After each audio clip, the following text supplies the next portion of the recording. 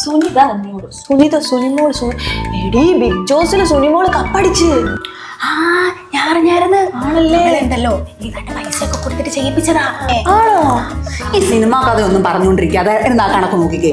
നമസ്കാരം, പ്രധാന വാർത്തകൾ. മാതാവേ, നിങ്ങളിത് അറിഞ്ഞ സുധയുടെ മോളിന്റെ ബാംഗ്ലൂർ എങ്ങാണ്ട് നഴ്സിംഗ് പഠിക്കാൻ പോയ ചെക്കനോട് വിളിച്ചോടിപ്പോയി.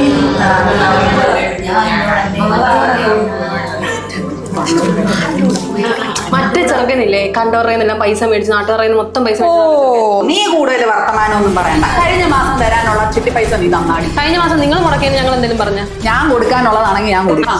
നമസ്കാരം, പ്രധാന വാർത്തകൾ. കണ്ടാ നമ്മള് 10 പേർക്ക് ഈ സാധനം അയച്ചു കൊടുത്താലേ നമ്മുടെ 10 കിലോ കുറയും. ഞാൻ നിങ്ങൾക്ക് അയച്ചിട്ടുണ്ട്. നിങ്ങൾ വേണേ 10 പേർക്ക് അയച്ച് 10 കിലോ കുറയ്ക്കാൻ.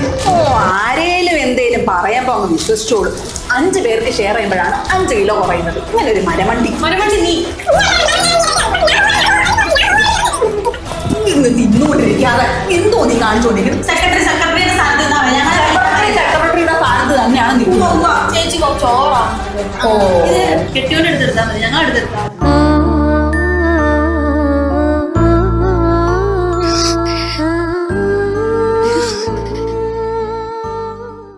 നാട്ടിലെ കുറ്റവും കുറവും പറയാൻ മാത്രമുള്ളതാണ് കുടുംബശ്രീ എന്നാണ് നമ്മുടെ എല്ലാവരുടെയും ധാരണ. എന്നാൽ കഥ അതല്ല.